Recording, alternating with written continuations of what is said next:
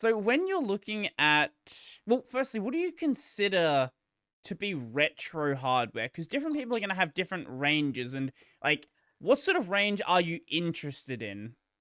So, I make a distinction, this might be a silly distinction, but it's one I make, Mm, where I make a distinction between retro and vintage. mm, And so retro is a style in my mind, right. and vintage is of an age. Okay. So, like, we talked earlier about the new Commodore 64. Mm, I would mm, call that retro, but it's not vintage in that mm. it's new. Right, similar to those, the company that was selling like new, um, the clicky keyboard. I'm blanking on the name. They're really popular. Oh, yeah, the The Model IBM. M and the Yeah, yeah, yeah. There was a company selling I like new versions of those. I'm oh, blanking on the company. you mean like this one? Is that actually one Um, of one of those? there's a this one's actually an original this one's a Oh, it's an vintage original. one, not a Mhm, retro one. This mhm. is actually from IBM, but it was made by the people who Unicomp. now Yep, Unicomp, that's the company I'm Unicomp. thinking of. I was gonna say, that's the same company Mhm. that made them back in the day. They just you through a series of spin outs and stuff, like, they have a different name, but it's the Right. same people. It's the same that made at the same factory. Mhm, Um, so, like but I would call that retro and not vintage, a new one. But mhm, mine, which is from the '80s, I would call vintage. mhm. And so that's the reason I make that distinction is simply because some stuff I'm not interested in just because it's retro, but I might be interested in the vintage equivalent of it. So, Mm. like, uh, I there's a proliferation right now of modern computers that work in 8 bits or do, like, like, simple little things. A good example of this is the 8-bit guy has something called the Commander X16. I don't know if you're familiar with the 8-bit guy Mm. from RetroTube or anything like that. I've probably have seen a video here and there. Yeah, he seems fine, whatever, but, like, I'm not trying to be rude about his project. Mhm, mhm. Um, but it's like, it doesn't it does modern stuff that people are writing right now, and I'm really glad that there are people who are interested in those constraints. Mm, mm. Um, I don't know if I would necessarily want to invest in making a video about it because it's not vintage and it doesn't pique the artistic interest quite the same way, if Mm. that makes sense. Like, Right.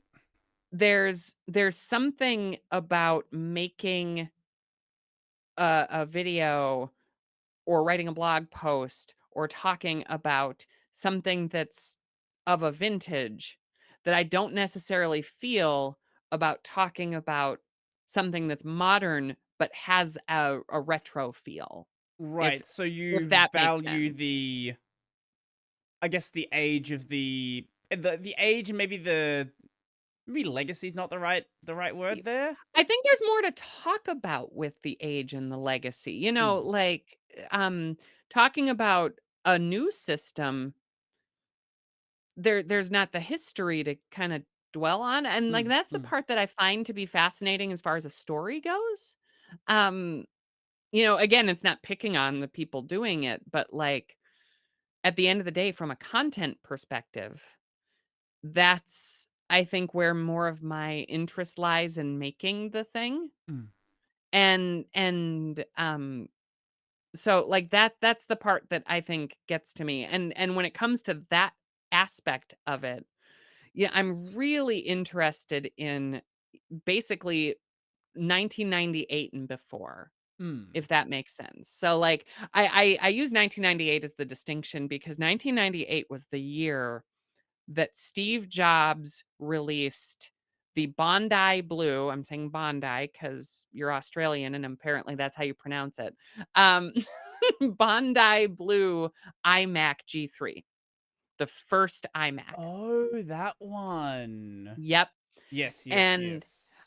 this, in my mind, is the end of the vintage that I find to be interesting. That's the tail end, Mhm. because this computer was the first mass popular super successful computer that only used USB. It was designed around the internet. You could just plug it in and you just start going. Mhm. You don't have much to do. And it really does feel like kind of the beginning of the modern era, is Mm. that particular point. And within a couple of years, beige was out.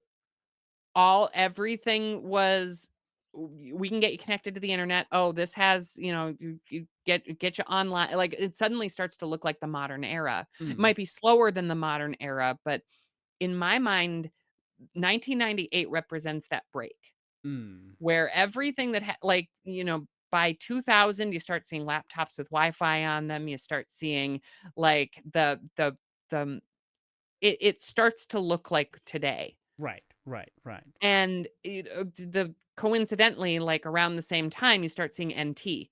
You start seeing like XP was just around the corner. You start to like suddenly the world looks much more modern, Right. So if things that makes kind sense. of it it's that shift into things starting to kind of look all the same, tech feeling like it moves considerably slower, even though we're having so many iterations happen, it's a lot more like micro iterations.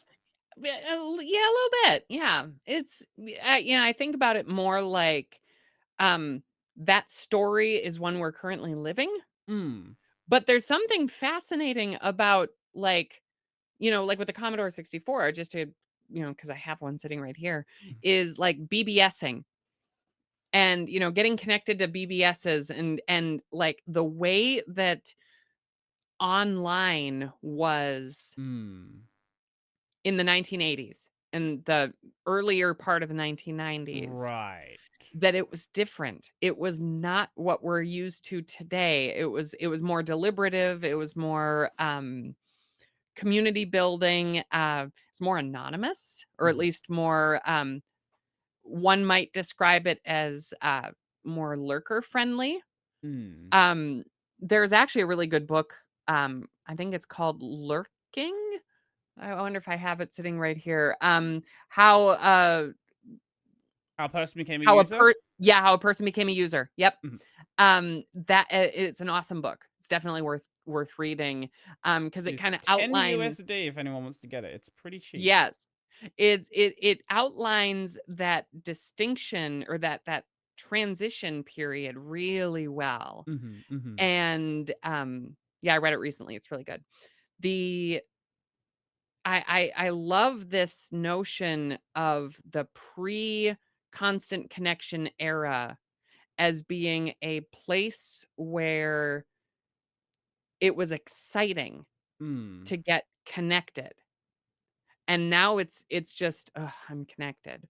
Like Right. it doesn't, the magic doesn't feel like magic anymore.